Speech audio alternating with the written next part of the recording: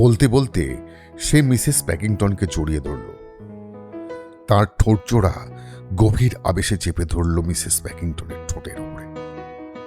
তারপর তাকে মুক্ত করে দিয়ে বলল, বেচারা জর্জ কম বয়সী সঙ্গিনীর পায়ের তালে তাল মিলিয়ে পা ফেলতে ফেলতে প্রাণান্তকর চেষ্টা চালিয়ে যাচ্ছিল বয়সটাকে কমিয়ে আনার জন্য। কিন্তু প্রিয়তমা, তুমি বুঝতে পারছো না এই বয়সে এভাবে বাইরে নাচ করতে যাওয়া তোমার কত বোকামি হচ্ছে। কাজটা বেশ ভালোভাবেই মিটেছে মিসেস অলিভার। রীতিমতন রোমাঞ্চকর একটা গল্প। বিদায়। যাবার আগে আমি শপথ করে বলে যাচ্ছি, আজ থেকে আমি নিজেকে শুধরাবার চেষ্টা করব। সমস্ত শরীর তার ঘেমে উঠল। না না, এভাবে এভাবে আমি মরতে পারি না। সাহায্যের জন্য আমরা দুজনের সমস্বরে চিৎকার করব। না, অনেক হয়েছে, যথেষ্ট হয়েছে। বলতে বলতে থমথমে মুখে ঘর থেকে বেরিয়ে গেলেন মিস্টার প্যাকিংটন। যাবার আগে ঘরের দরজাটা সশব্দে বন্ধ করে দিয়ে নিজের মনের তিক্ততা, ক্ষোভ, ঘৃণা সমস্তই প্রকাশ করতে চাইলেন যেন। 8:45 গাড়ি ধরতে হবে। বেরোবার সময়েই অশান্তি মনে চেপে নিয়ে হনহন করে রাস্তায় গিয়ে নামলেন। ব্রেকফাস্টের টেবিলে বসেছিলেন মিসেস প্যাকিংটন। ক্ষোভে উত্তেজনায় পাথরের মূর্তির মতো তিনি বসেছিলেন। ঠোঁট শুকিয়ে খসখসে কাগজের মতো হয়ে গিয়েছে। কিন্তু এত কিছুর পরেও চোখের জল বাদ মারল না। তীব্র ক্ষোভ প্রশমিত হয়ে এখন বুকের জ্বালা ধরিয়েছে অশেষ যন্ত্রণা। আপন মনেই বিড়বিড় করে বলে উঠলেন মিসেস প্যাকিংটন, নোংরা নচ্ছার মেয়ে জর্জকে একেবারে পাগল বানিয়ে ছেড়েছে। কথাগুলো কানে ধ্বনিত হলো। নিজেকে আর ধরে রাখতে পারলেন না মিসেস প্যাকিংটন। নিঃশব্দে চোখের দুকোণ বেয়ে জল গড়িয়ে নামতে লাগলো চোখ ছাপানো অশ্রু। কিন্তু আমি এখন কি করি? আর তো সহ্য করতে পারছি না। নিজেকে অত্যন্ত অবহেলিত, অসহায় আর ভয়ানকভাবে নিঃসঙ্গ বোধ হতে লাগলো। আরও কয়েক মিনিট এইভাবেই বসে রইলেন। তারপর মনটাকে খানিক হালকা করবার জন্যই অন্যমনস্কভাবে সামনে পড়ে থাকা প্রভাতী কাগজটা তুলে নিলেন। কি পড়বেন, কি দেখবেন স্থিরভাবে কিছুই জানেন না। প্রথমে পাতা উল্টে ছবিগুলো দেখলেন। দু একটা চিত্তাকর্ষক হেডিংয়ে চোখ বোলালেন। তারপর বিজ্ঞাপনের পাতায় এলেন। রকমারি স্বাদের প্রচার সংবাদের এই পৃষ্ঠায় এর আগেও তিনি মাঝে মাঝে চোখ বুলিয়েছেন। আজ মনের গুমট কাটাবার জন্যই যেন একটু বেশি করে নজর দিয়ে বিজ্ঞাপনগুলো পড়তে লাগলেন। একেবারে সামনের পাতাতেই একটা বিজ্ঞাপন তার দৃষ্টি আকর্ষণ করল। আপনি কি সুখী? যদি না হন তাহলে পার্কার পাইনের পরামর্শ নিতে পারেন। যোগাযোগের ঠিকানা 17 রিচমন্ড স্ট্রিট। পরপর কয়েকবার চোখ বোলালেন। তার মুখ দিয়ে অস্ফুটে উচ্চারিত হলো, অসম্ভব, একেবারেই অসম্ভব। কিন্তু অন্তরের নির্ভীত তাগিদে কয়েক মুহূর্তের মধ্যে ফের মনে মনে বলে ওঠেন, তবু একবার আমি যাব, তার সাথে সাক্ষাৎ করব।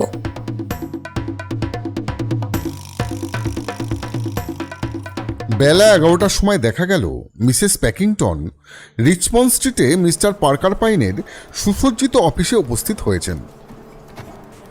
মনে একটা আশঙ্কা দ্বিধা নিয়ে ঢুকেছিলেন। কিন্তু মিস্টার পার্কার পাইনকে দেখা মাত্র তার মনের ভাব অদ্ভুতভাবে পাল্টে গেল। কেমন যেন আশ্বস্ত হলেন।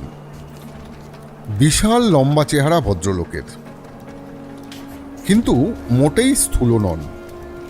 মাথায় টাকের চিহ্ন স্পষ্ট হয়ে উঠেছে।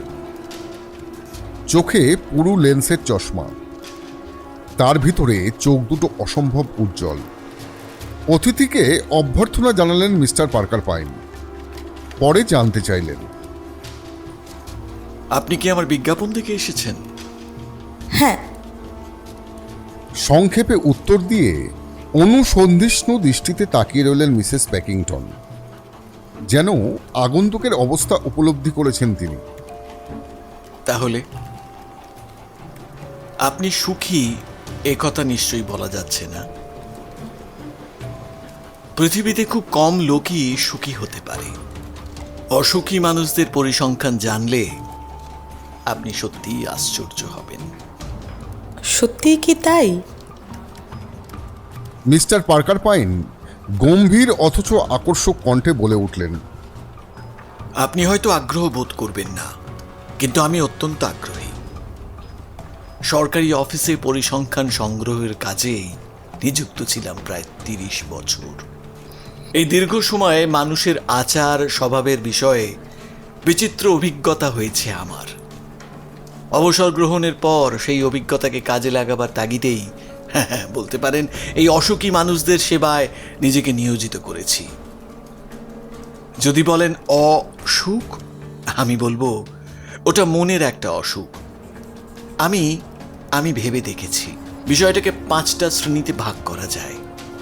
আপনার মনের অসুখের কারণটা যদি জানতে পারেন, তাহলে অসুখের নিরাময়ও সম্ভব। মিসেস প্যাকিংটন নিঃশব্দে শুনে যেতে লাগলেন ভদ্রলোকের কথাগুলো। তিনি বুঝতে পারছিলেন, প্রাথমিক আড়ষ্টতা কাটিয়ে ধীরে ধীরে সহজ হয়ে উঠলেন। সত্যি বলতে আমার ভূমিকা একজন চিকিৎসকের মতো। রোগ চিকিৎসক প্রথমে রোগ নির্ণয় করে, পরে উপযুক্ত ওষুধের ব্যবস্থা করে। আমার কাজের ধারাটাও প্রায় একই রকম।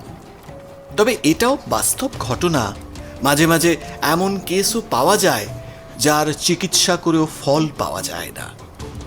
যদি তেমন কেস হয় তাহলে খোলাখুলি আপনাকে বলে রাখছি, আমি কিছুই করতে পারবো না।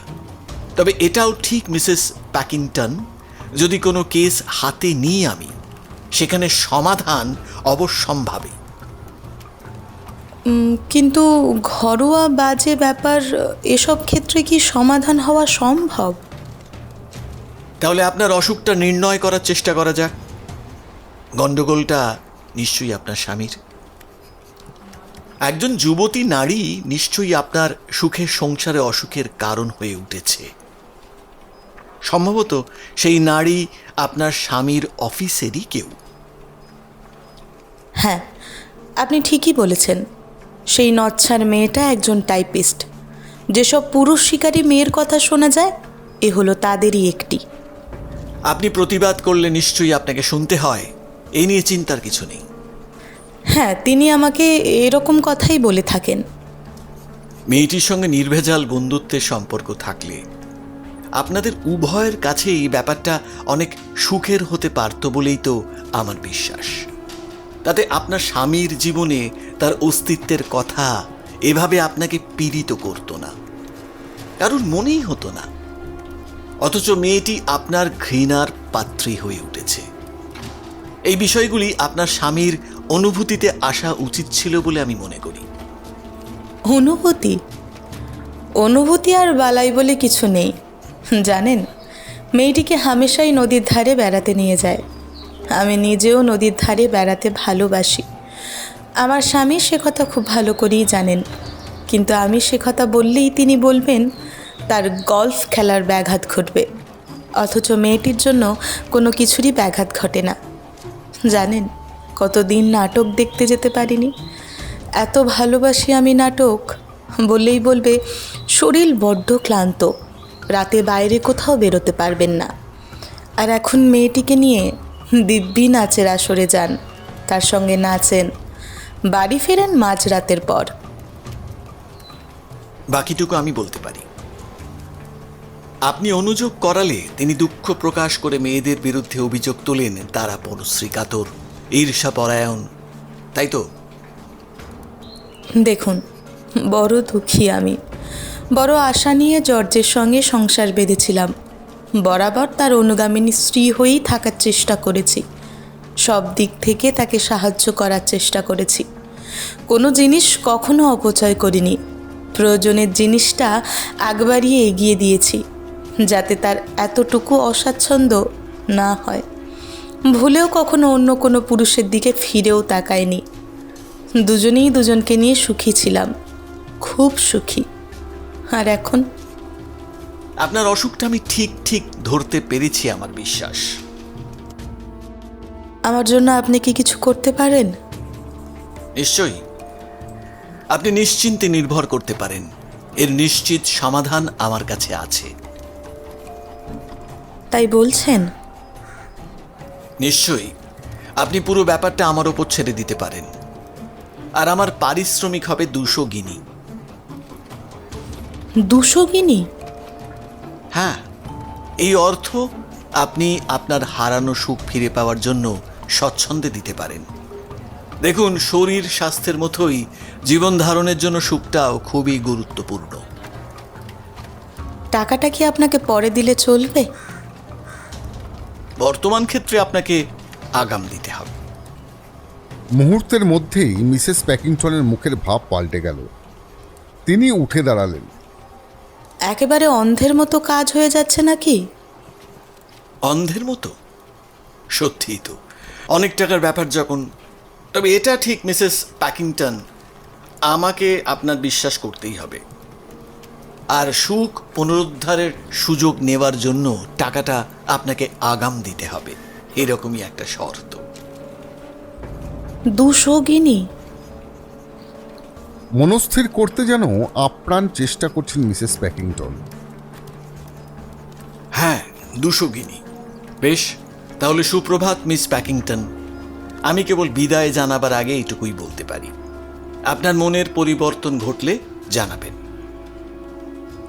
স্থির অথচ নিরুদ্বেগ হাসি মুখে নিয়ে মিস্টার পার্কার তার অতিথির সঙ্গে করমর্দন করলেন। মিসেস প্যাকিংটন বিদায় নেবার পর নিজের চেয়ারে বসে টেবিলের ওপরে বেলটা বাজালেন মিস্টার পার্কার পাইন।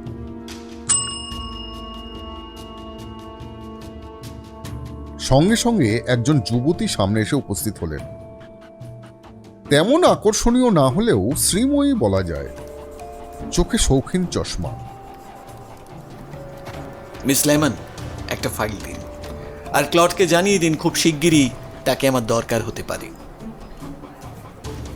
যিনি এসেছিলেন মনে হচ্ছে একজন নতুন ক্লায়েন্ট।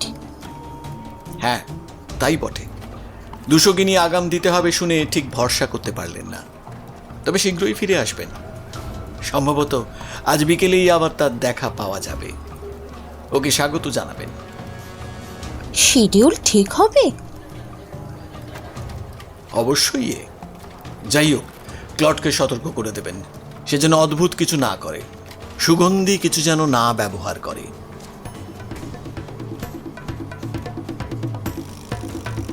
পার্কার পাইনের অনুমানই সত্য প্রমাণ হলো। বিকেল 4:15 নাগাদ মিসেস প্যাকিংটনকে তার অফিসে প্রবেশ করতে দেখা গেল। পারিশ্রমিকের 200 গিনির একটা চেক লিখে তিনি তার হাতে তুলে দিলেন। অর্থ প্রাপ্তির একটা রসিদও তাকে দেওয়া হলো। এখন তাহলে আমাকে কি করতে হবে? আপনি এখন কি করবেন? আপাতত বাড়ি ফিরে যাবেন। আগামীকাল প্রথম ডাকে আপনি কতগুলো নির্দেশ পেয়ে যাবেন, সেগুলো মেনে চললে আমি খুব খুশি হব।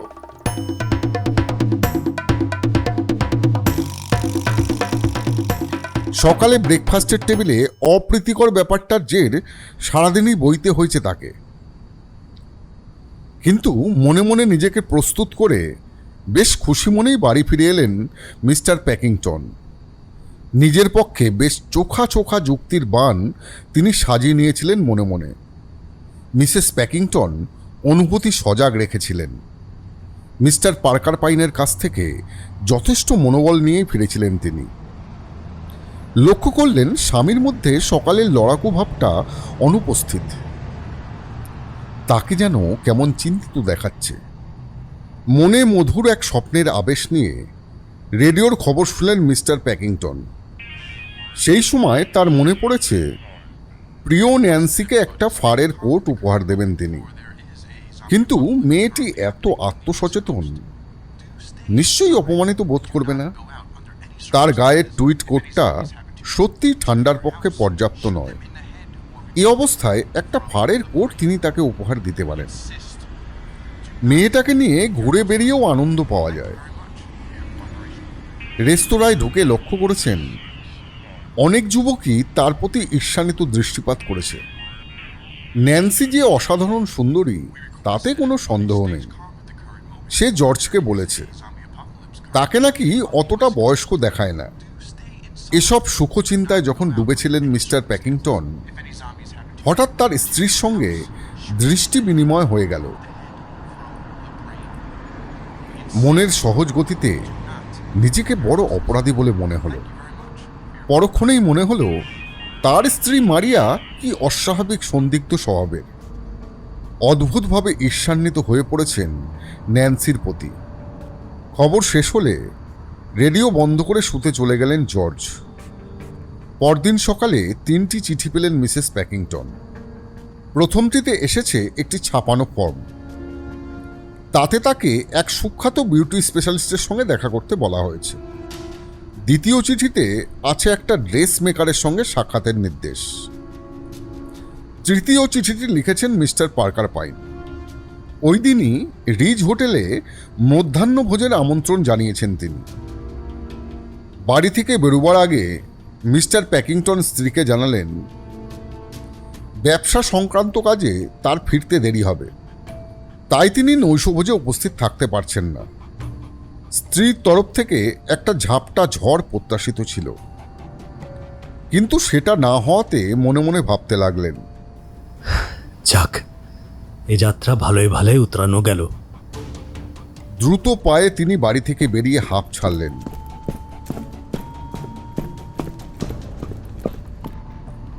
মিসেস প্যাকিংটনের স্বামীর প্রতি অভিযোগের কথা শুনে বিউটি স্পেশালিস্টকে সহজেই প্রভাবিত হতে দেখা গেল।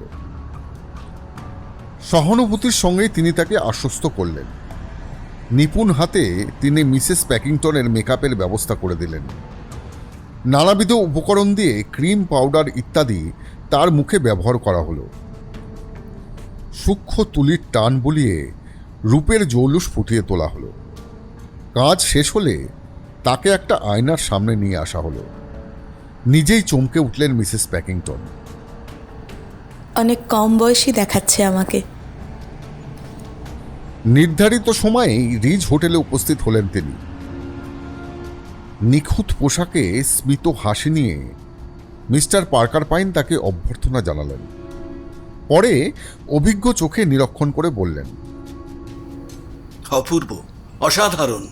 বসুন, আপনার জন্য হোয়াইট লেডির অর্ডার দিয়েছি। রোমাঞ্চকর পানীয়ে চুমুক দিতে দিতে মিসেস প্যাকিংটন মিস্টার পার্কার পাইনের নির্দেশ শুনলেন। মিসেস প্যাকিংটন, নিশ্চয়ই বুঝতে পারছেন আপনার স্বামীকে জাগিয়ে তোলার জন্যই যাবতীয় আয়োজনের প্রয়োজন হয়েছে। আন্তরিকভাবে চেষ্টা করবেন আপনিও। আপনাকে সাহায্য করবার জন্য আমার এক তরুণ বন্ধুর সঙ্গে আলাপ করিয়ে দিচ্ছি। আজ তার সঙ্গে আপনি মধ্যাহ্নভোজ করবেন। ঠিক সেই মুহূর্তে একটা টকবকে যুবক টেবিলের সামনে এসে দাঁড়ালো। তার দিকে হাত বাড়িয়ে মিস্টার পাইন পরস্পরকে পরিচয় করিয়ে দিলেন। Mr Claude Luttrell, Mrs Packington. Mr Claude Luttrell সুদর্শন যুবক, বয়স 30-এর বেশি নয়, সুপুরুষ চেহারা, নিখুঁত পোশাক। একটা টেবিলে দুজনকে বসিয়ে দিয়ে বিদায় নিলেন মিস্টার পার্কার পাইন। গোড়ার দিকে আড়ষ্ট ছিলেন মিসেস প্যাকিংটন, কিন্তু সাবলীল নম্র ব্যবহারে লার্টেল তাকে কয়েক মিনিটের মধ্যেই সহজ করে তুলল। বহুদিন রিভিয়েরায় কাটিয়েছে সে, তাই প্যারিস সম্পর্কে অনেক কথাই শোনালো। পরে জানতে চাইল মিসেস প্যাকিংটনের নাচ ভালো লাগে কিনা।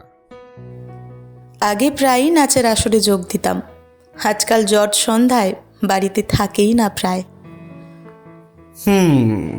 কিন্তু এভাবে আপনার প্রতি তার নির্দয় হওয়া একদমই উচিত হয়নি।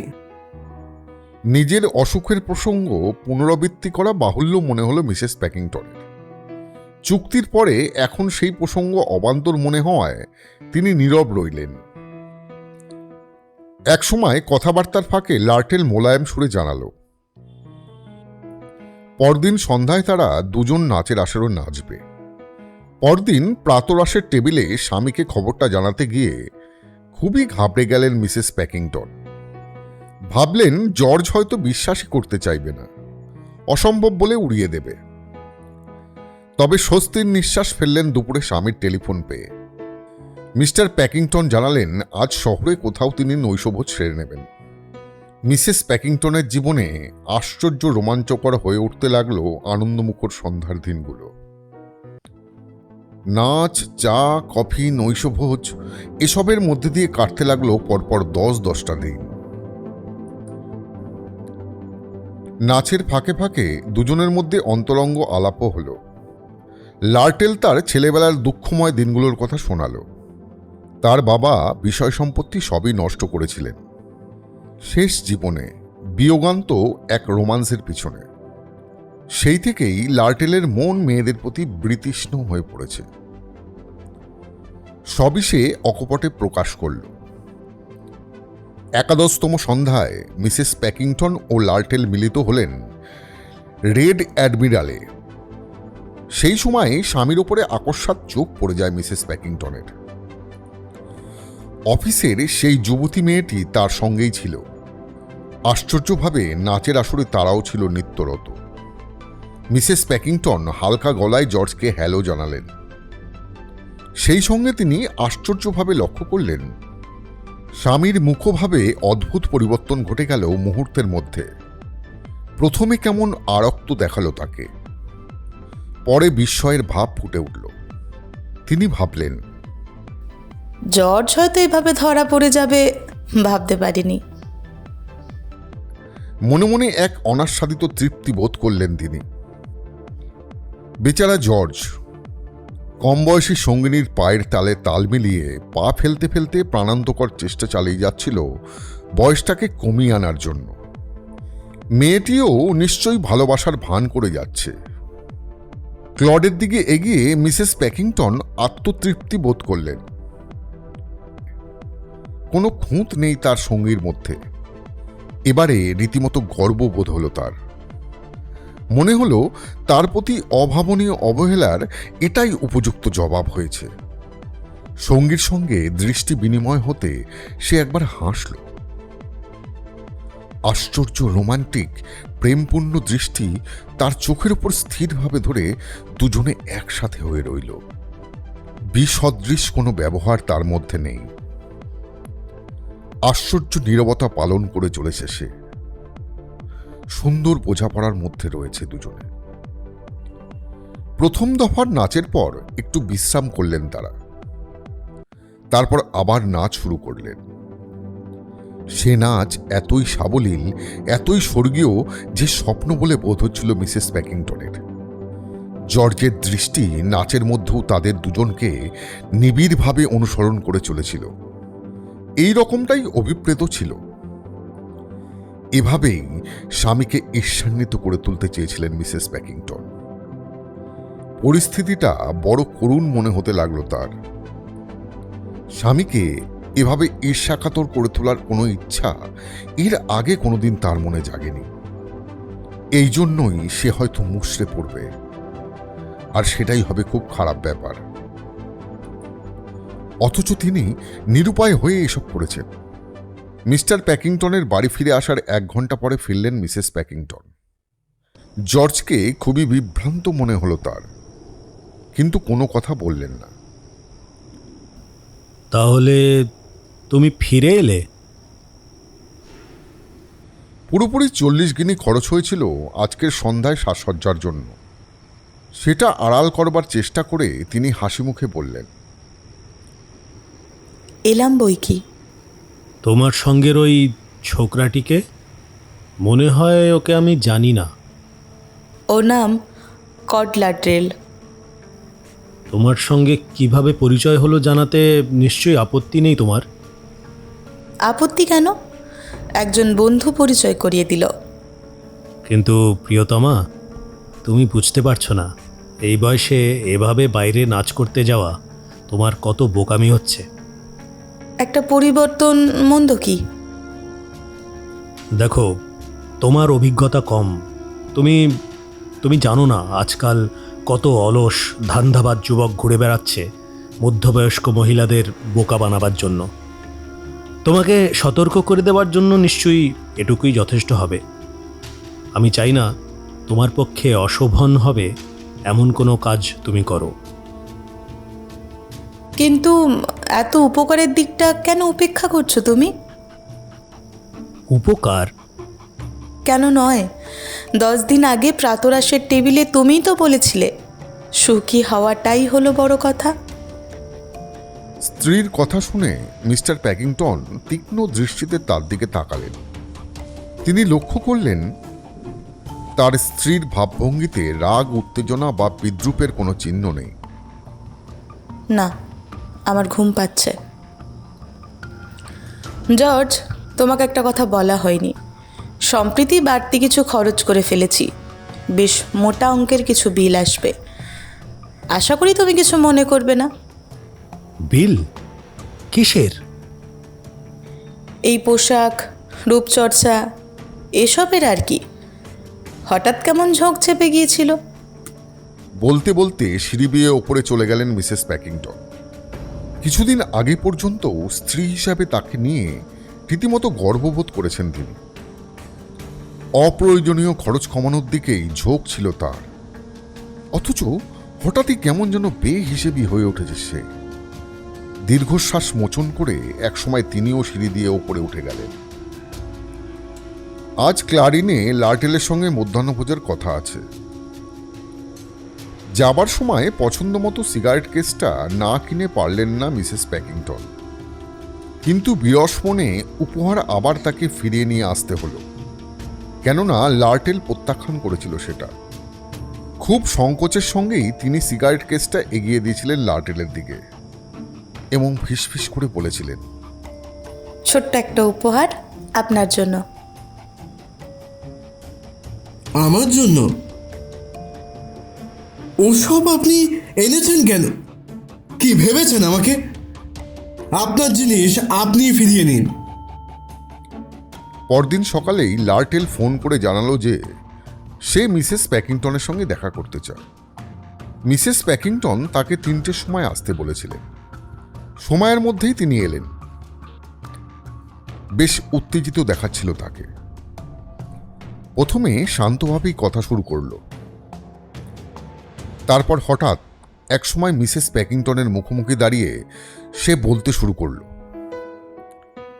আপনাকে একটা প্রশ্ন করার জন্যই আমি এখানে এসেছি। আমি আপনার সঙ্গে বন্ধুর মতোই মিশেছি।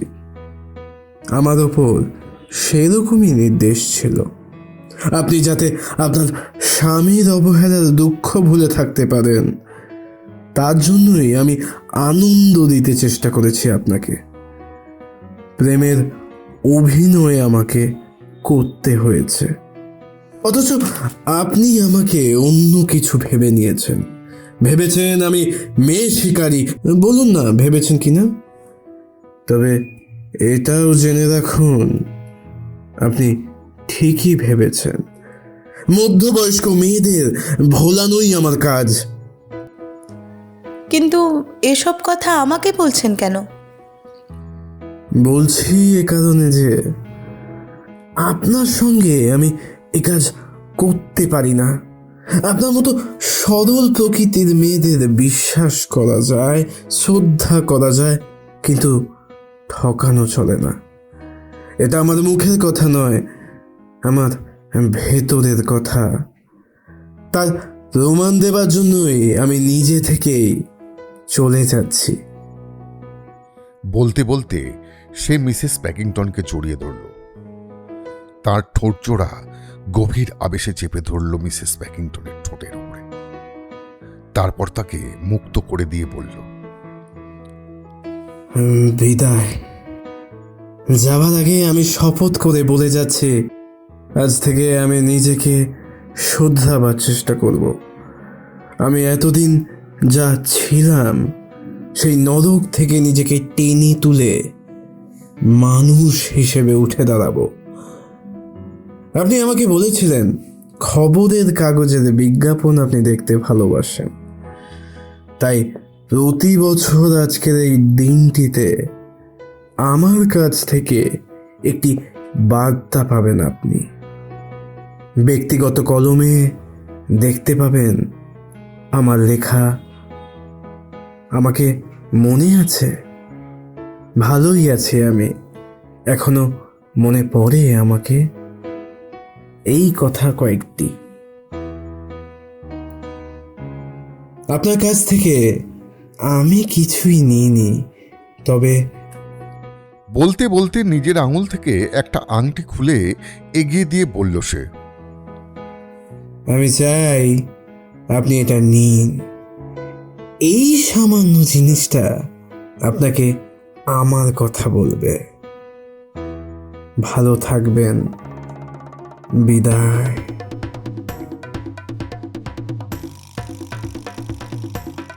রাতে অনেক আগেই বাড়ি ফিরলেন মিস্টার প্যাকিংটন। দেখলেন স্ত্রী গোমড়া মুখে আগুনের পাশে বসে রয়েছে। স্ত্রীর দিকে তাকিয়ে তিনি বললেন, প্রিয় মারিয়া, তোমাকে সেই মেয়েটির সম্পর্কে কিছু বলতে চাই।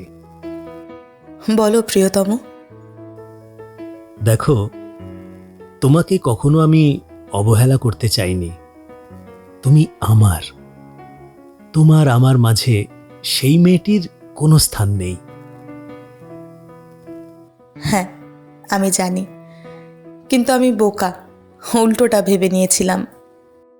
মিস্টার প্যাকিংটন বলতে গিয়েও বলতে পারলেন না যে শেয়ানা মেয়েটি তাকে শোষণের যন্ত্র করে তুলেছে। তিনি আর্থিক দিক থেকেও নিঃস্ব হয়ে পড়েছেন। চলো আমরা দুজনে মিলে কোথাও থেকে ঘুরে আসি। রিভিয়েরায় যাওয়া যেতে পারে।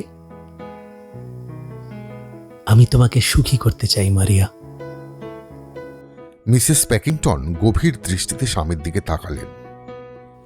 সে তো খুব ভালো কথা। নিজের সুসজ্জিত অফিসে বসে মিস্টার পার্কার পয়েন্ট মিস লেমনের সঙ্গে আলোচনা করছিলেন। এই কেসে আমোদ প্রমোদ বাবদ খরচ কত হলো? 102 পাউন্ড 14 শিলিং 6 পেন্স। এই সময় দরজা ঠেলে ঘরে ঢুকল ক্লড লর্টেল। তাকে খুব উৎফুল্ল দেখাচ্ছিল। সুপ্রভাত ক্লড।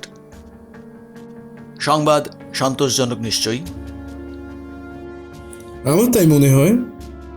তোমার সেই আংটিটা, ওতে কি তুমি নাম খোদাই করেছিলে? হ্যাঁ, মাটিল্ডা 1899।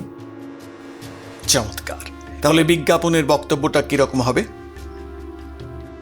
ভালোই আছি, এখনো মনে আছে। ইতি ক্লড। ওটা নোট করে রাখুন মিস লেমন। কোম্পানি কলামে প্রতি বছর 3রা নভেম্বর বিজ্ঞাপনটা থাকবে। তাতে খরচ 10 বছরের জন্য যা হবে, তারপরেও 90 পাউন্ড 2 শিলিং 4 পেন্স আমাদের লাভ হবে। যথেষ্ট। মিস লেমন ঘর থেকে বেরিয়ে গেলেন। সঙ্গে সঙ্গে প্রচণ্ড উত্তেজনা নিয়ে বলে উঠল লাটরেল, দেখুন, এই খেলা আমার আর ভালো লাগছে না। অতি জঘন্য এই খেলা। মিস্টার পাইন গভীর আগ্রহ নিয়ে তাকালেন যুবকের দিকে। তারপর বললেন, অতি জঘন্য লাগছে, কিন্তু এর আগে জঘন্য চরিত্রের পরিচয়ে কয়েকটা কেসে তো বেশ স্বাচ্ছন্দ্যে অভিনয় করেছিলে। তখন তো তোমার বিবেকে বাঁধেনি। রিভিয়েরায় যে কেসটা করেছিলে সেখানে তোমার ভূমিকা ছিল সম্পূর্ণ বেহায়ার মতো। ক্যালিফোর্নিয়ায় কুকুম্বার রাজার স্ত্রী মিসেস হ্যাটিও ওয়েস্টকককে তো নিজের ইচ্ছে মতো ব্যবহার করে চরম বিশ্বাসঘাতকতার পরিচয় দিয়েছিলে। আর এখন তুমি বিবেকের দোহাই পারছো। তখন আমি এরকম ছিলাম, এখন আমি অন্যরকম হতে চাই, ভালো হতে চাই, মানুষের জীবনে ফিরে যেতে চাই। খুব ভালো কথা। আজকের কাজটা তুমি যথার্থই একটা ভালো কাজ করেছো। একজন অসুখী মহিলাকে সুখ ফিরিয়ে দিয়েছো। স্বামীর কাছ থেকে মেয়েরা যা পেতে চায়, একটু রোম্যান্স, একটু ভালোবাসা, মিসেস প্যাকিংটনের সেই জিনিসেরই অভাব ছিল। সাময়িকভাবে সেই স্থান তুমি পূরণ করেছো বটে, মেয়েরা কিন্তু এই সামান্য পাওনাটুকুই মনে রাখে চিরকাল। যাই হোক, মিসেস প্যাকিংটনের কাজ আমরা সম্পূর্ণ করতে পেরেছি, এটাই বড় কথা। তা যাই হোক, এই কাজ আর আমার পছন্দ নয়। বলে লাটরেল ঘর থেকে বেরিয়ে গেল। জঘন্য স্বভাবের এক যুবকের মধ্যে বিবেক সাড়া দিয়েছে। পরবর্তী অগ্রগতির দিকে লক্ষ্য রাখতে হবে। মেজর উইলব্রাহাম সেদিন সকালে এসে দাঁড়ালেন মিস্টার পার্কার পাইনের অফিসের সামনে। টাইম পত্রিকার অতি সাধারণ একটা বিজ্ঞাপন তাকে টেনে নিয়ে এসেছে এখানে। আপনি কি সুখী? যদি না হন, মিস্টার পার্কার পাইনের পরামর্শ নিতে পারেন। যোগাযোগ 17 রিচমন্ড স্ট্রিট। একটু ইতস্তত করলেন, তারপর সামনের সুইং ডোর ঠেলে সুসজ্জিত অফিস ঘরে ঢুকে পড়লেন। সুপ্রভাত, বসুন। আপনি কি মিস্টার পার্কার পাইন? আমি বিজ্ঞাপন আমি পার্কার পাইন। বলুন, কিভাবে আপনাকে সাহায্য করতে পারি? ওয়েল, আমার নাম উইলব্রাহাম। আপনি মিলিটারি মেজর না কর্নেল? আমি মেজর। সম্প্রতি বিদেশ থেকে এসেছেন দেখছি। ভারতবর্ষ নাকি পূর্ব আফ্রিকা? পূর্ব আফ্রিকা। নিজের ঘরে ফিরে এসেছেন, কিন্তু সাদামাটা জীবন একেবারে পছন্দ হচ্ছে না। এটাই তো আপনার অসুবিধে। কি আশ্চর্য! এই ঠিক ঠিক কথাগুলো আপনি জানলেন কি করে? পরিসংখ্যান দপ্তরেই আমার জীবন কেটেছে, কিন্তু এখন আমি অবসরপ্রাপ্ত। আমার সুদীর্ঘ কর্মজীবনের অভিজ্ঞতাকে বর্তমানে অসুখী মানুষদের সেবাতেই নিয়োজিত করেছি। দেখুন, মানুষের অসুখী হওয়াটা যেমন একটি সহজ ব্যাপার, তেমনি একবার অসুখের কারণটা উপলব্ধি করতে পারলে আমার বিশ্বাস তাকে দূর করাও অতি সহজ ব্যাপার। আপনাকে এই মুহূর্তে এর বেশি আশ্বাস আমি দিতে পারছি না। আমার ভূমিকা অনেকটা সেই চিকিৎসকের মতোই। আমিও চিকিৎসকের মতো প্রথমে রোগের কারণ অনুসন্ধান করি, পরে রোগ নিরাময়ের একটা পথের সুপারিশ করি। তবে কিছু রোগী আছে যাদের চিকিৎসার সুযোগ পাওয়া যায় না।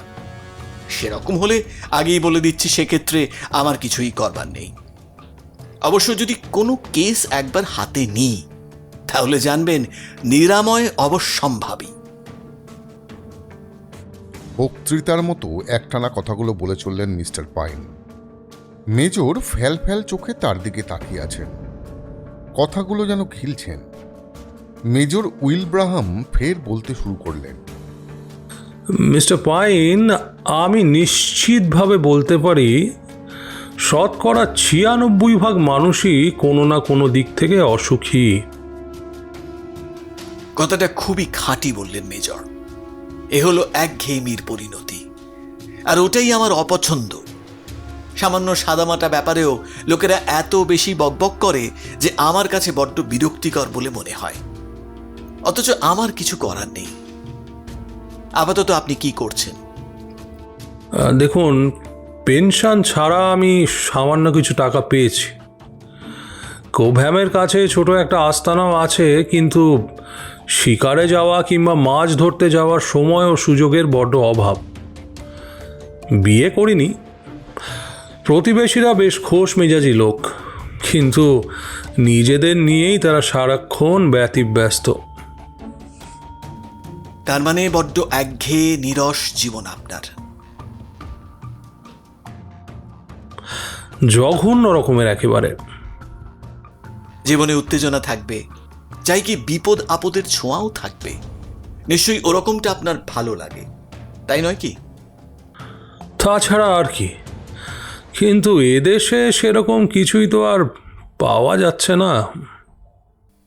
মেজর উইলব্রাহাম, এই লন্ডন শহরটাকে আপনি ওপর দেখেছেন। যদি গভীরে যাওয়ার চেষ্টা করতেন, তাহলে দেখতে পেতেন অনেক উত্তেজনা, অনেক বিপদ আপদ এই শহরেও ছড়িয়ে আছে। তবে আপনি যদি ইচ্ছে করেন, আমি আপনাকে সেই দিকটাও দেখাতে পারি। এতক্ষণ টাক মাথা, মোটা লেন্সের চশমা আঁটা, উজ্জ্বল চোখের লম্বা চওড়া মানুষটাকে মেজর নিরীক্ষণ করছিলেন। যেটা বলে দেয় তাকে নির্ভর করা যায়। বেশ, তাই করুন। তবে আপনার পারিশ্রমিক? আমার পারিশ্রমিক 50 পাউন্ড আগাম দিতে হবে।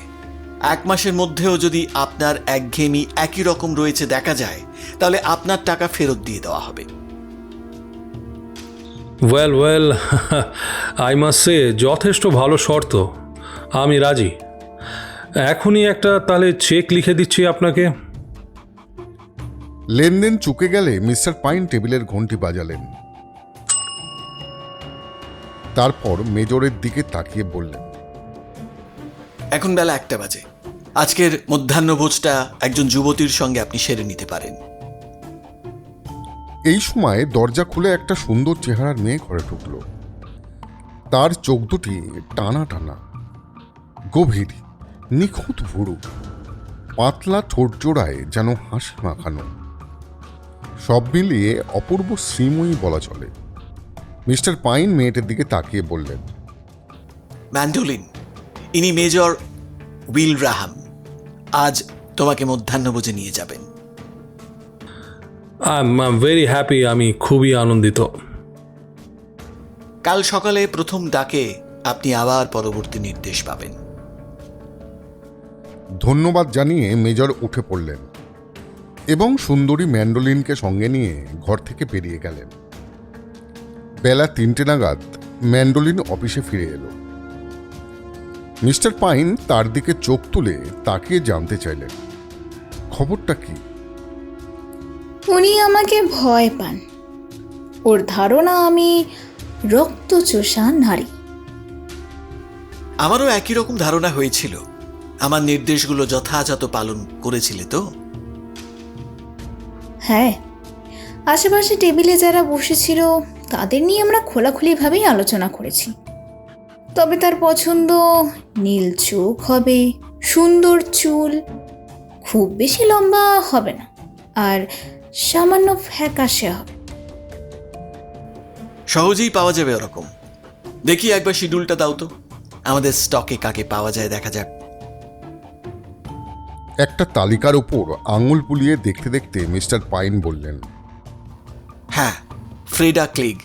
মনে হয় ওই মেয়েটি চমৎকার কাজ করতে পারবে।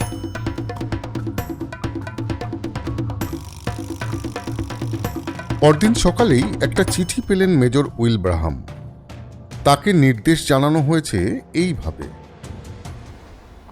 আগামী সোমবার সকালে 11টায় হ্যামস্টেড ইগলমন্টে ফ্রায়ার্স লেনে চলে যাবেন।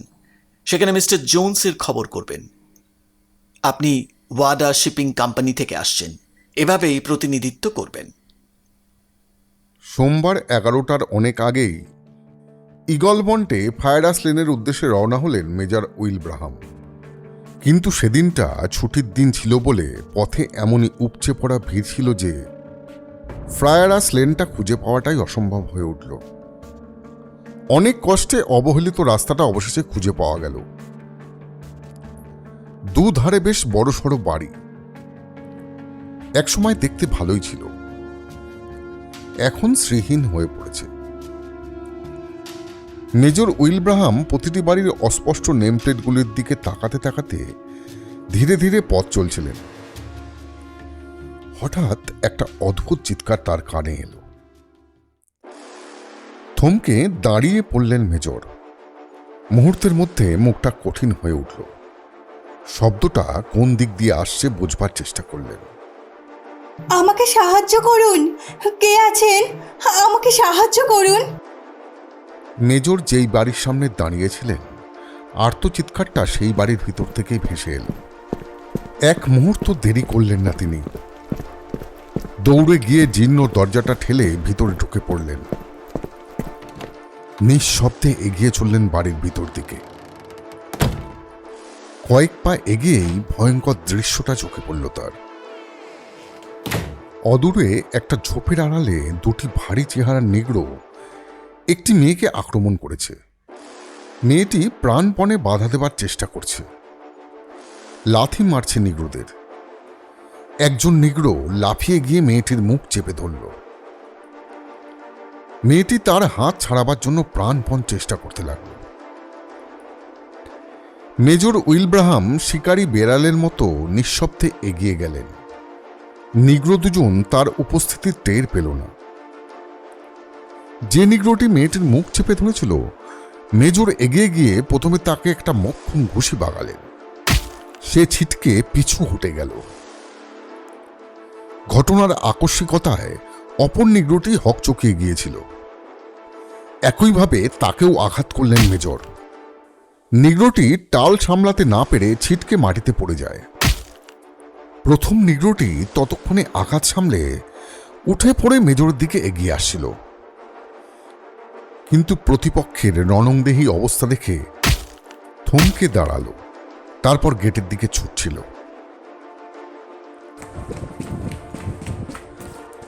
দ্বিতীয় নিগ্রোটি ভূমিশয্যা ছেড়ে উঠে দাঁড়িয়েছিল। সেও মেজরকে আক্রমণ করার সাহস পেল না। সেও সঙ্গীকে অনুসরণ করল। শয়তান দুটোর পিছনে তাড়া করতে গিয়ে নিজেকে সামলে নিলেন মেজর। ঘুরে তাকালেন মেয়েটির দিকে। সে একটা গাছে ঠেস দিয়ে দাঁড়িয়েছিল। প্রবল উত্তেজনায় তার বুক ওঠানামা করছিল।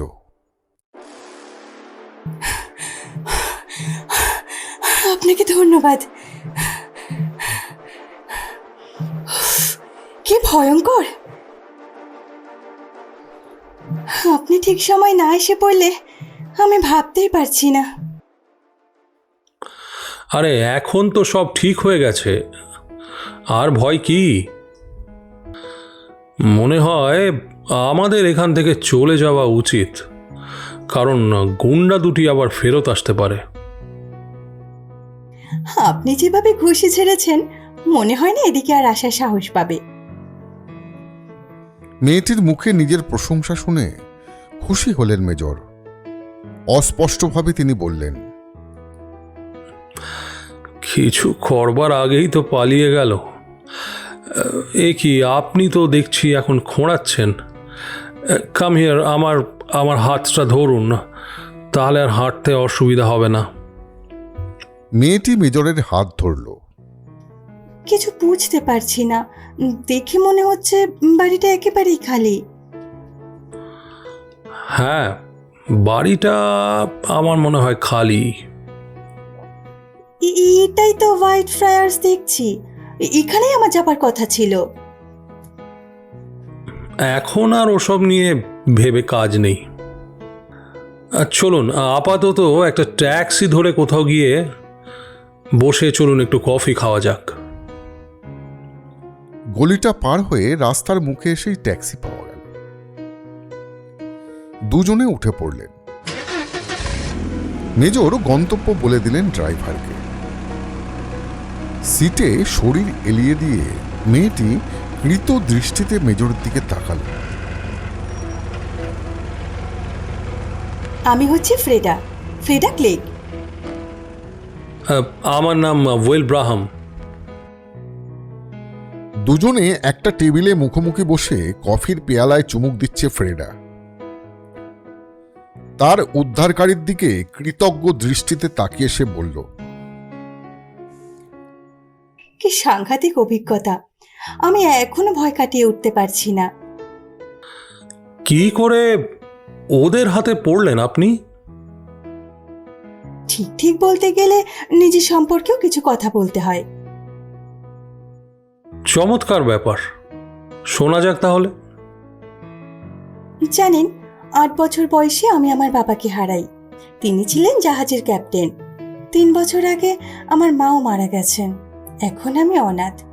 শহরে একটা ভ্যাকুয়াম গ্যাস কোম্পানির অফিসে কাজ করি। গত সপ্তাহে অফিস থেকে বাড়িতে ফিরে দেখি এক ভদ্রলোক আমার জন্য অপেক্ষা করছেন। তিনি মেলবোর্নের রিড, একজন উকিল।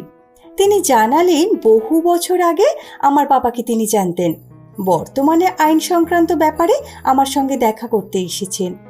আমার পরিবার সম্পর্কে অনেক প্রশ্ন করলেন। পরে জানালেন মৃত্যুর বেশ কয়েক বছর আগে কিছু কোম্পানির কাগজ ক্রয় করেছিলেন।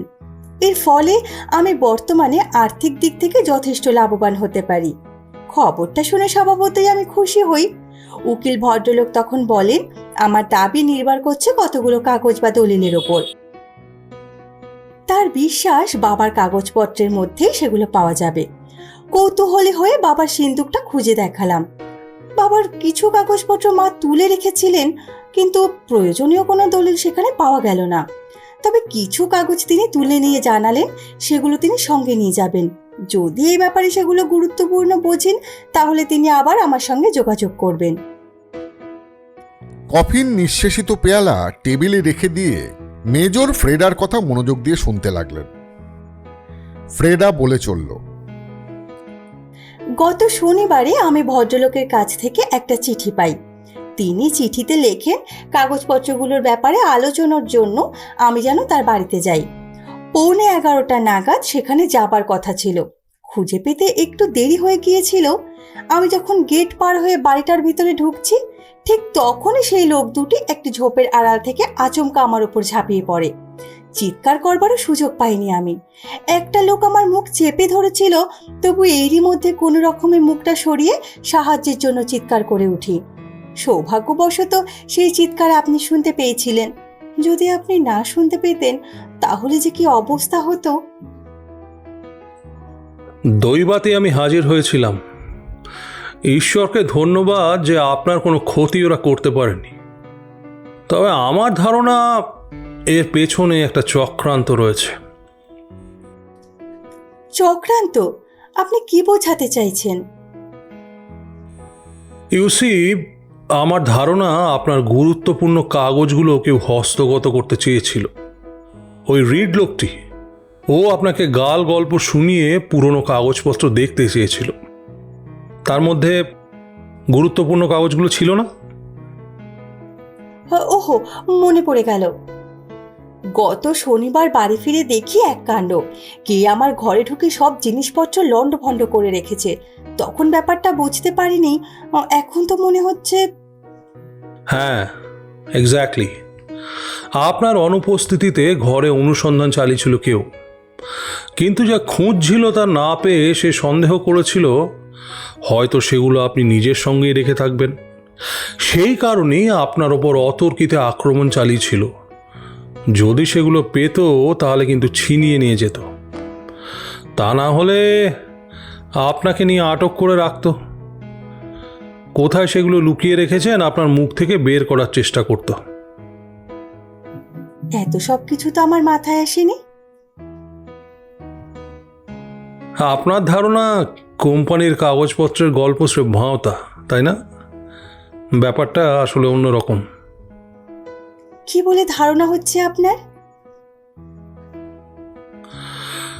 দেখুন, আপনার বাবা ছিলেন একজন নাবিক। পৃথিবীর বহু দেশ তিনি ঘুরেছেন। এর মাঝেই হয়তো তিনি এমন কিছু জিনিসের সন্ধান পেয়ে থাকবেন যার মূল্য সম্পর্কে তার নিজেরই কোনো ধারণাই ছিল না। সত্যি কি সেরকম কিছু বলে আপনি মনে করছেন? হ্যাঁ ইউসি, আমার বিশ্বাস তো তাই। কিন্তু এখন আমাদের পরবর্তী কর্তব্য সম্পর্কে চিন্তা ভাবনা করা উচিত। আপনি কি পুলিশের সাহায্য নিতে চান? না না, সর্বনাশ, কখনোই না। আমার অবশ্য তাই মত।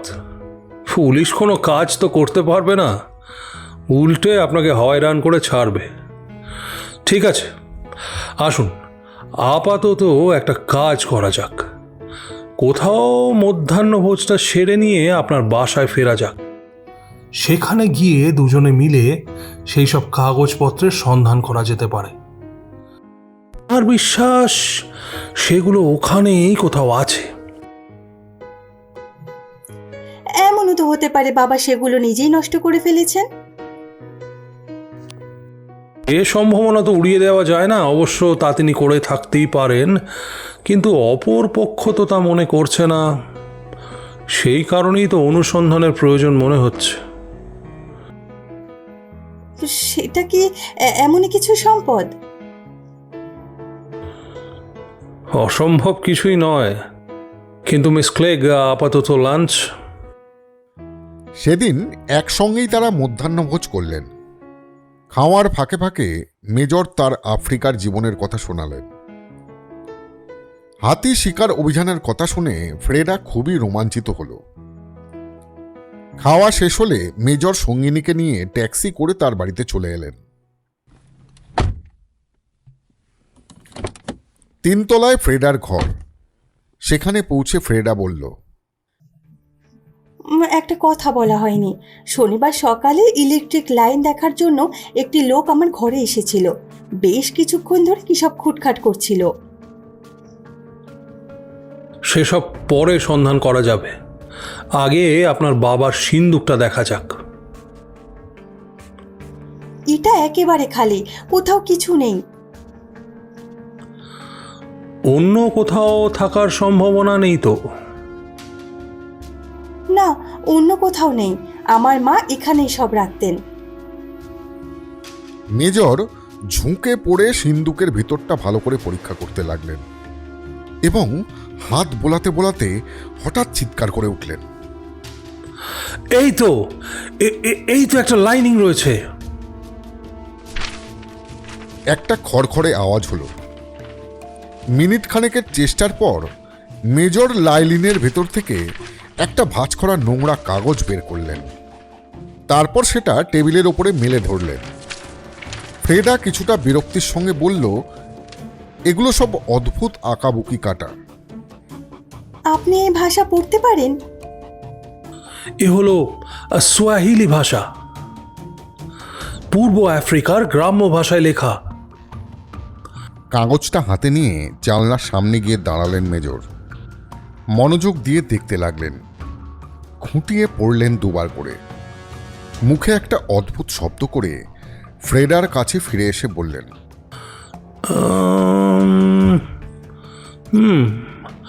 সোয়াহিলি কিছু কিছু পড়তে পারি, বুঝতে পারছি এইটাই সেই লুকোনো সম্পদ। সম্পদ বলতে কি বোঝাতে চাইছেন? কোনো স্পেনীয় ডুবন্ত জাহাজ বা এমনি কিছু? হুবহু তা না হলেও সেরকমই একটা কিছু। আইভরি লুকিয়ে রাখার একটা জায়গার কথা লেখা আছে এই কাগজে। আইভরি? ওই দেশে আসলে একটা নির্দিষ্ট সংখ্যক হাতি শিকার করবার আইন আছে, তবে চোরা কারবারিরা আইন ভঙ্গ করে প্রচুর হাতি শিকার করেও থাকে। এইভাবেই আপনার বাবা প্রচুর সংখ্যক বেআইনি হাতির দাঁত লুকিয়ে রেখে গেছেন। কাগজটিতে সেই গুপ্ত জায়গারই উল্লেখ রয়েছে। দেখুন, বুঝিয়ে দেখছি। তাতে কি সত্যি অর্থপ্রাপ্তির সম্ভাবনা আছে?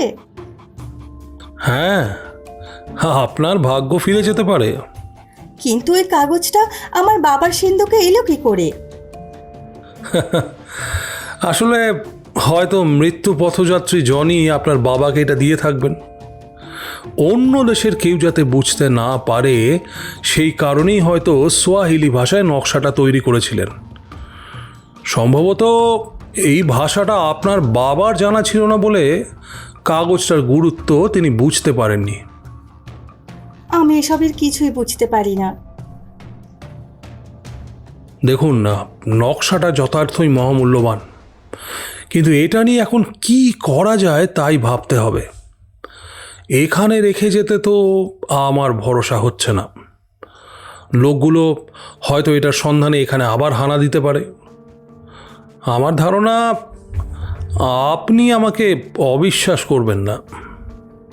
এই প্রশ্নই আসে না। কিন্তু এটার জন্য আপনি আবার বিপদে পড়বেন না তো? আমাকে দেখে কি মনে হয়?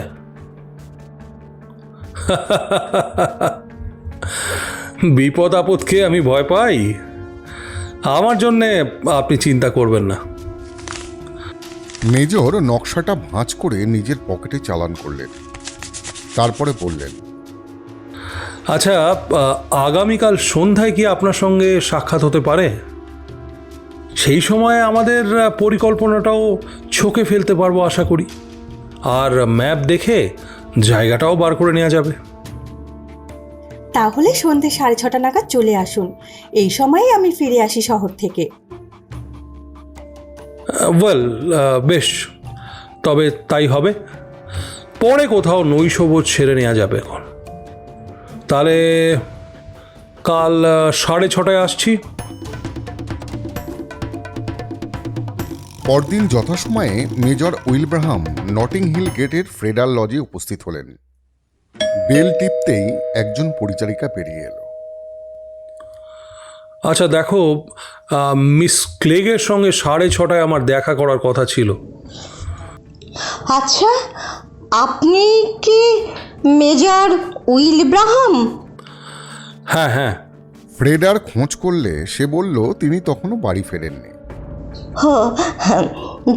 তাহলে আপনার জন্য একটা বার্তা আছে। এরপর রাস্তার ওপর হেঁটে বসে 7:15 পর্যন্ত অপেক্ষা করলেন মেজর। অধীর হয়ে উঠলেন তিনি। এখনো ফ্রেডার পাত্তা নেই। আবার তিনি বাড়িতে ফিরে এসে বেল বাজালেন। সেই পরিচারিকাটি বেরিয়ে এলে মেজর তাকে জানালেন। তুমি ঠিক জানতে যে তিনি ফিরে আসেননি, কিংবা আমার জন্য কোনো বার্তা রেখে গেছেন কি? মেয়েটি একটা চিরকুট এনে দিল মেজরের হাতে। মেজর পড়তে লাগলেন। প্রিয় মেজর উইল আব্রাহাম, একটু অদ্ভুত ঘটনা ঘটে গেছে। এখন আর বেশি কিছু লেখার মতো অবস্থা নয়। এটা পাওয়া মাত্র আপনি যত তাড়াতাড়ি সম্ভব হোয়াইট ফার্মে চলে যাবেন। আপনার বিশ্বস্ত ফ্রেডা ক্লেগ। চিঠিটা পড়ে খুবই বিব্রত হয়ে পড়লেন মেজর।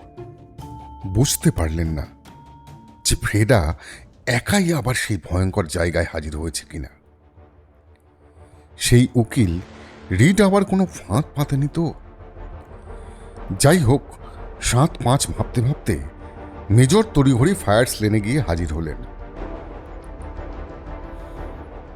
তখন সময় 8:10 বাকি। অন্ধকার নেমে এসেছে রীতিমতো। আশেপাশে তাকিয়ে কাউকেই নজরে পড়ল না। নিঃশব্দে এগিয়ে গিয়ে মেজর জরাজীর্ণ গেটটা ঠেলে ভেতরে ঢুকলেন। ভেতরটা নির্জন অন্ধকারে ঝিম ধরে আছে যেন। চোখ কান সতর্ক রেখে সন্তর্পণে পা ফেলতে লাগলেন তিনি। অন্ধকারের মধ্যেই চারপাশে সন্ধানী দৃষ্টি পোড়াতে লাগলেন। হঠাৎ এক জায়গায় থমকে দাঁড়িয়ে পড়লেন। জানালার একটা ফাঁক গলে ক্ষীণ আলোর রেখা চোখে পড়ল তার। বোঝা গেল বাড়িটা একেবারে খালি নয়, ভিতরে কেউ রয়েছে। বাড়ির পিছন দিকটা দেখার জন্য চট করে একটা ঝোপের আড়ালে আত্মগোপন করলেন মেজর। একতলার একটা আধ ভেজানো জানালা চোখে পড়ল তার। বুঝতে পারলেন এটা বাসন মাজার ঘরের জানালা। আলতো পায়ে এগিয়ে গিয়ে জানালার শার্সি তুলে ভিতরে টর্চের আলো ফেললেন। আসার সময় বুদ্ধি করে সেটা এক দোকান থেকে কিনে নিয়ে এসেছিলেন। দেখলেন ঘরটা খালি। সাবধানে ঠেলে ঘরের দরজাটা খুললেন তিনি এবং ঘরের মধ্যে পা বাড়ালেন। কোনো দিকে কোনো শব্দ নেই। আবার টর্চ জ্বালালেন। খালি রান্নাঘরটা দেখতে পেলেন। রান্নাঘরের বাইরে কয়েক ধাপ সিঁড়ি, তারপরেই একটা দরজা। দরজা ঈষৎ ফাঁক করে দেখলেন বাড়ির সামনের অংশটা দেখা যায়। ফিরে এসে আরেকটা সিঁড়ির উপরে তিনি দাঁড়ালেন। ডাইনে বাঁয়ে দুটি দরজা। কি একটা ভেবে ডান দিকের দরজা দিয়ে ঢুকে পড়লেন তিনি। কয়েক সেকেন্ড চুপ করে দাঁড়িয়ে কান পেতে রইলেন কিছুক্ষণ। আবার টর্চ জ্বাললেন। ঘরটা খালি। ঠিক এই সময়ে পিছন থেকে একটা অস্পষ্ট শব্দ হলো। ঘুরে দাঁড়াবার সময় পেলেন না। আচম্বিতে একটা ভারী কিছুর আঘাত পড়ল তার মাথায়। সঙ্গে সঙ্গেই জ্ঞান হারিয়ে মেঝেই পড়ে গেলেন। মাথায় অসম্ভব যন্ত্রণা নিয়ে জ্ঞান ফিরে পেলেন মেজর। কতক্ষণ জ্ঞান হারিয়ে পড়েছিলেন বুঝতে পারছিলেন না। ধীরে ধীরে উঠে বসবার চেষ্টা করতেই বুঝতে পারলেন হাত পা দড়ি দিয়ে বাঁধা। মনে পড়ল তার তিনি মাথায় আঘাত পেয়েছিলেন। দেওয়ালের অনেক উঁচু থেকে একটা গ্যাস জেট থেকে ক্ষীণ আলো মেঝে এসে পড়ছিল। সেই আলোয় দেখতে পেলেন মাটির নিচের একটা অন্ধকার ঘরে তিনি বন্দী হয়ে আছেন। সন্দিগ্ধ দৃষ্টি বোলাতে লাগলেন চারদিকে। একটা দৃশ্য দেখে হৃৎপিণ্ডটা লাফিয়ে উঠল। কয়েক ফুট দূরে পড়ে রয়েছে ফ্রেডা, আর তার হাত পা দড়ি দিয়ে বাঁধা। ফ্রেডা চোখ বন্ধ করেছিল। সহসা চোখ খুলে মেজরকে দেখতে পেল। একটা হাসির রেখা উঠল তার ঠোঁটে। আপনি এখানে এলেন কি করে? আমার জন্য এই বিশ্রী অবস্থা হলো আপনার। মনে হচ্ছে আমরা দুজনেই ওদের ফাঁদে পড়ে গেছি। আচ্ছা, আপনি কি এখানে আসার জন্য বাড়িতে আমার জন্য একটা চিরকুট রেখে এসেছিলেন? চিরকুট? আমি? না তো, আপনি তো আমাকে একটা চিঠি লিখে পাঠিয়েছিলেন। সে কি, আমি চিঠি লিখেছি? হ্যাঁ, অফিসে আমি সেই চিঠি পাই। আপনি লিখেছিলেন আমার বাড়ির পরিবর্তে এখানে আপনার সঙ্গে মিলিত হওয়ার জন্য। তাহলে ওই একই কৌশলে আমাদের দুজনকে এখানে নিয়ে আসা হয়েছে। কিন্তু আমাদের এভাবে বন্দি করার উদ্দেশ্য কি? আমার ধারণা সেই কাগজটা উদ্ধার করাই উদ্দেশ্য। আমার তো মনে হয় গতকাল কেউ আমাদের অনুসরণ করছিল। তারা কি সেই চিঠিটা পেয়েছে? কিছুই বুঝতে পারছি না আমি। এমনই সময়ে অদৃশ্য কোনো স্থান থেকে হাওয়ায় ভেসে এলো একটা গুরুগম্ভীর কণ্ঠস্বর। হ্যাঁ, সেটা আমি পেয়েছি। ধন্যবাদ, সব ঠিক আছে। এ ব্যাপারে কোনো ভুলচুক হয়নি। সেই অন্ধকার নিস্তব্ধ ঘরে ফ্রেডা এবং মেজর উইলব্রাহাম ভয়ে কেঁপে উঠলেন। এই তো মিস্টার রেড। কাঁপা কাঁপা গলায় উচ্চারিত করল ফ্রেডা। আবার সেই অদৃশ্য মানুষের কণ্ঠস্বর গম গম শব্দে ধ্বনিত হল। আমার অনেকগুলো নামের মধ্যে রিড হলো একটি। যাই হোক, আপাতত আমি আপনাদের জানাতে বাধ্য হচ্ছি যে আপনারা দুজনেই আমার পরিকল্পনায় বাধা সৃষ্টি করেছেন। ব্যাপারটাকে আমি তাই মেনে নিতে পারছি না। আরও ভয়ের ব্যাপার হয়েছে, এই বাড়িটা আপনারা আবিষ্কার করেছেন। আমার আশঙ্কা, এখনো পর্যন্ত পুলিশের শরণ না নিলেও ভবিষ্যতে আপনারা সে কাজ করতে পারেন। আপনাদের কোনো প্রতিশ্রুতি আমার বিশ্বাসযোগ্য মনে করা বিপজ্জনক। বিশেষ কাজের প্রয়োজনে এই বাড়িটা আমাকে ব্যবহার করতে হয়। এটা এমনই এক বাড়ি যে এখানে একবার ঢোকে সে আর বেরিয়ে যেতে পারে না। আপনারাও পারবেন না। তবে দুঃখজনক হলেও আমাকে আপনাদের অন্যত্র পাঠিয়ে দেওয়ার ব্যবস্থা করতেই হবে। অন্যত্র, যেখান থেকে কেউ কখনো ফিরতে পারে না। কণ্ঠস্বরটি থামল। কয়েক সেকেন্ড পরে আবার শোনা গেল, রক্তপাত আমার পছন্দ নয়, তাই অত্যন্ত সহজ, কষ্টদায়ক নয় এমন পদ্ধতি আমাকে গ্রহণ করতে হবে। আশা করি আপনারা আমার মন্তব্য বুঝতে পেরেছেন। আপনাদের দুজনকে জানাচ্ছি শুভ সন্ধ্যা ও বিদায়। শুনুন, আপনি কে তা জানি না, কিন্তু প্লিজ আমার কথাটা শুনুন।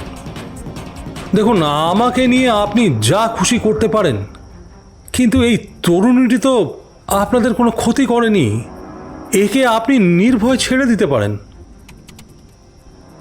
মেজর উইলব্রাহাম হঠাৎ উঠে বসলেন। মেজরের কথাগুলো শূন্য ঘরের দেয়ালে কেবল প্রতিধ্বনিত করতে লাগলো, কিন্তু তার কোনো জবাব এলো না। ফ্রেডা আকস্মাৎ চিৎকার করে উঠল, জল! ওই দেখুন জল! সমস্ত শরীর দড়ি দিয়ে বাঁধা থাকায় নড়াচড়া করতে কষ্ট হচ্ছিল মেজরের। তার মধ্যেই ফ্রেডার দৃষ্টি অনুসরণ করে তিনি আবছাভাবে দেখতে পেলেন ছাদের কোণের দিকের একটা ফুটো দিয়ে জলের ধারা নেমে আসছে নিচের দিকে। ওরা আমাদের ইঁদুরের মতো জলে ডুবিয়ে মারবে। উইলব্রাহাম শক্ত ধাতের জঙ্গি মানুষ, কিন্তু তবুও এই পরিস্থিতিতে কেমন বিহ্বল হয়ে পড়লেন। সমস্ত শরীর তার ঘেমে উঠল। না না, এভাবে এভাবে আমি মরতে পারি না। সাহায্যের জন্য আমরা দুজনের সমস্বরে চিৎকার করব। কেউ না কেউ আমাদের চিৎকার ঠিক শুনতে পাবে। আমরা সাহায্যের জন্য চিৎকার করব। এরপর ফ্রেডা ও মেজর একসঙ্গে চিৎকার করে উঠলেন। শরীরের সর্বশক্তি একত্রিত করে আত্মস্বর ঘরের বাইরে পৌঁছে দেওয়ার চেষ্টা করতে লাগলেন। দীর্ঘক্ষণ এইভাবে চিৎকার করে একসময় ক্লান্ত হয়ে থামতে হলো তাদের। কিছুক্ষণ বিরতির পর হাঁপ ধরা গলায় মেজর বললেন,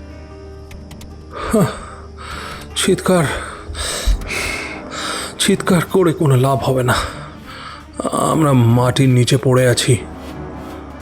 বাইরের দরজা জানলাও নিশ্চয়ই বন্ধ।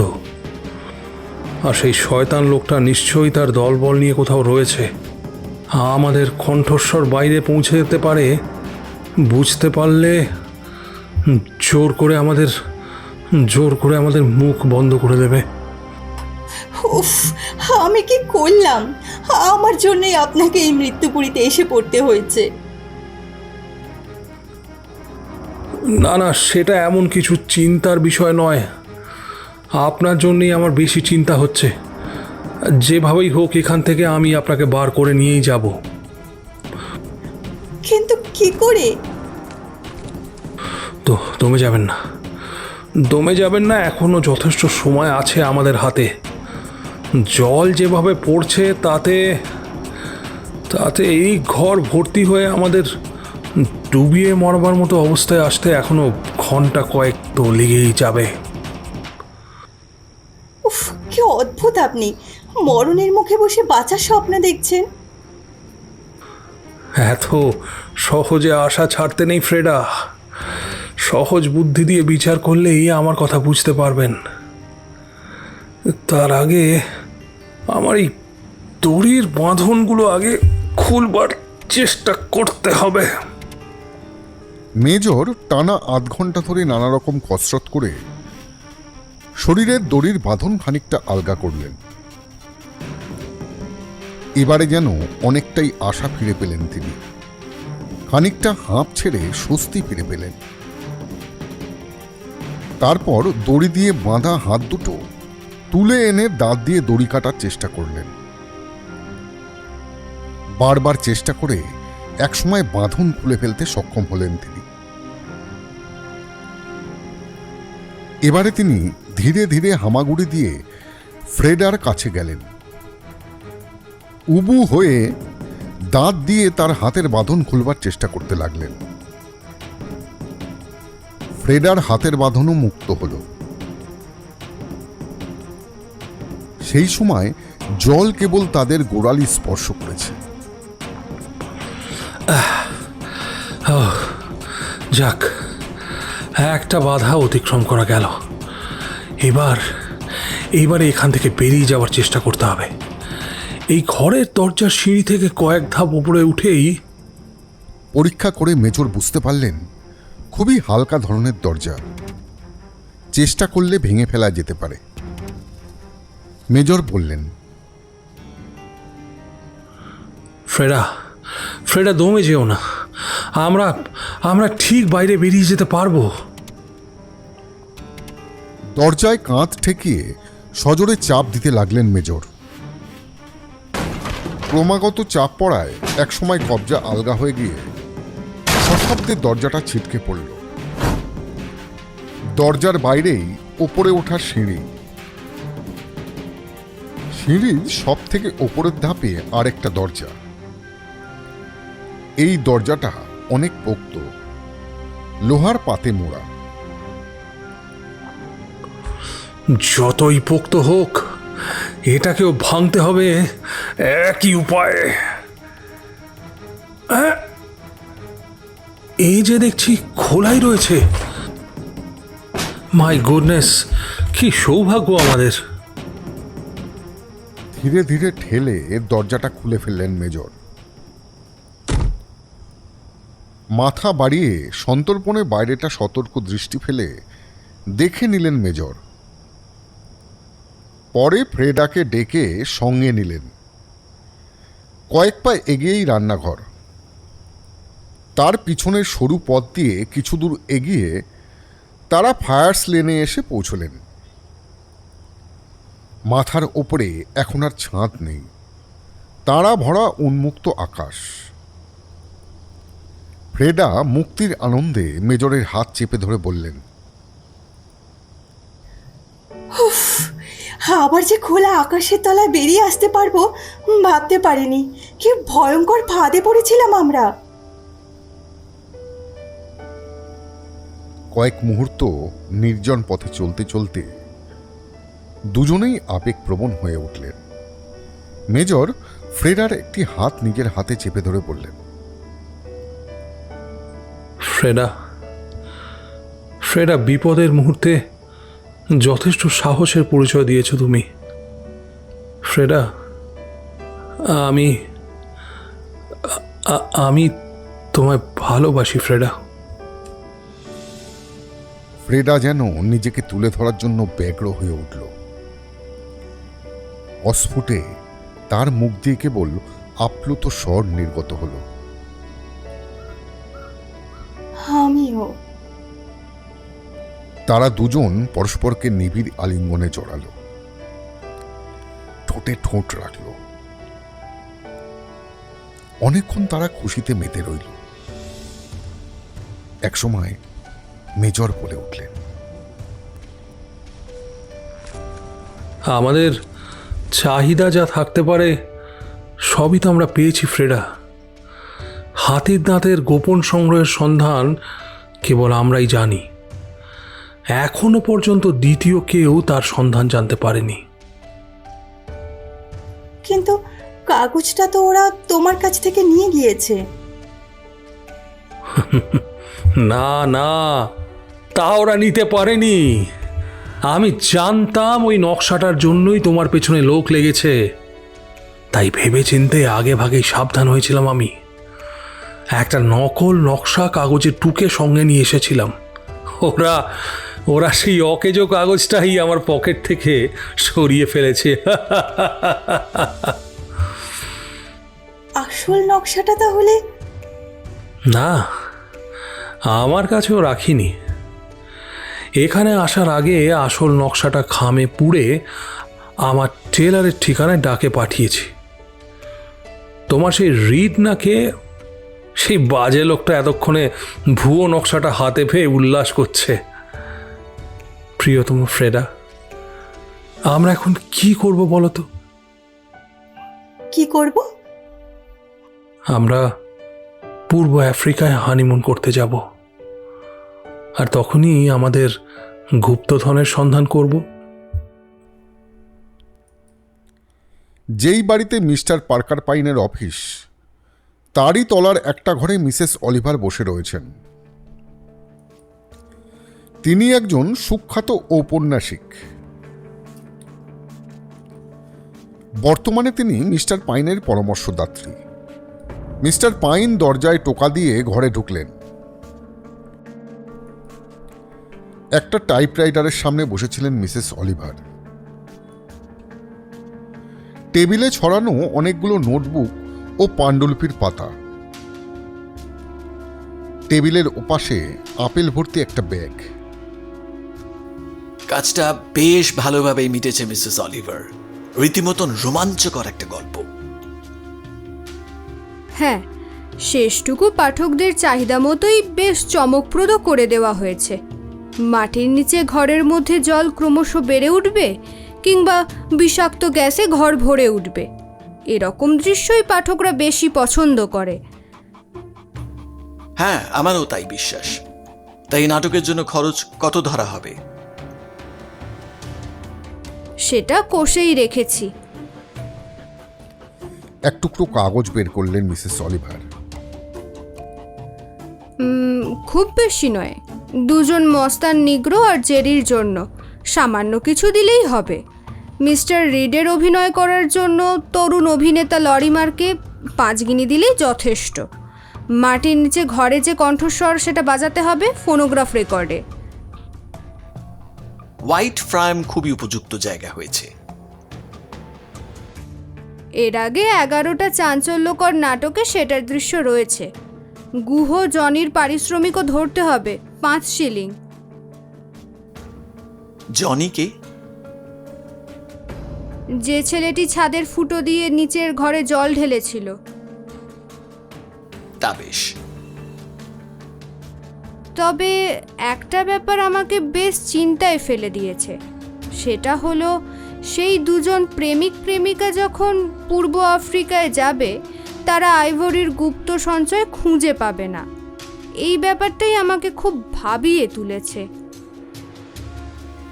সোহালিয়া ভাষায় সেই নকশা আপনি পেলেন কি করে? ওই ভাষা কি আপনি জানেন?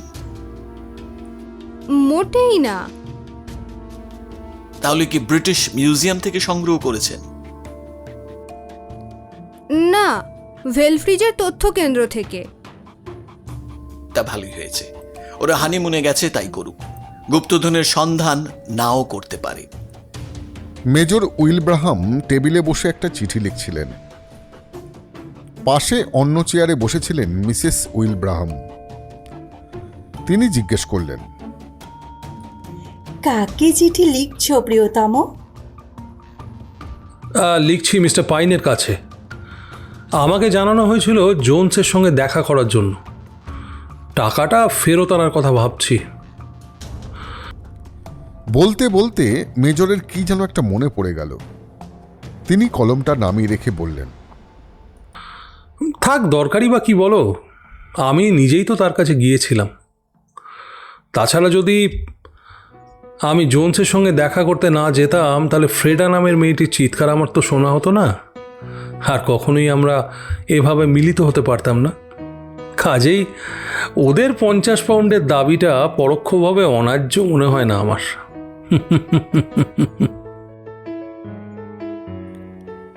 মিসেস উইলব্রাহামের সেই দিনের কথা মনে পড়ে গেল। তিনি বললেন, আমিও কম বোকামি করিনি। ওদের বিজ্ঞাপনের কথা বিশ্বাস করে আমিও গিয়েছিলাম মনের অসুখ দূর করতে। 3 গিনি দিতে হয়েছিল আমাকে। অবশ্য তার জন্য তারা কখনো পিড়াপিড়ি করেনি। আমি বুঝতেই পারিনি আমার জীবনে কি ঘটতে যাচ্ছে। প্রথমে এলো মিস্টার রিড, তারপর সেই ভয়ঙ্কর আতঙ্ক, তারপর সেই রোমান্টিক মুহূর্ত, আমার জীবনে চার্লির আবির্ভাব। এখন বুঝতে পারছি 3 গিনি খরচ না করলে আমি তার সঙ্গে কখনো মিলিত হতে পারতাম না। পুলক উচ্ছ্বাসে দুজন দুজনের দিকে তাকিয়ে রইলেন।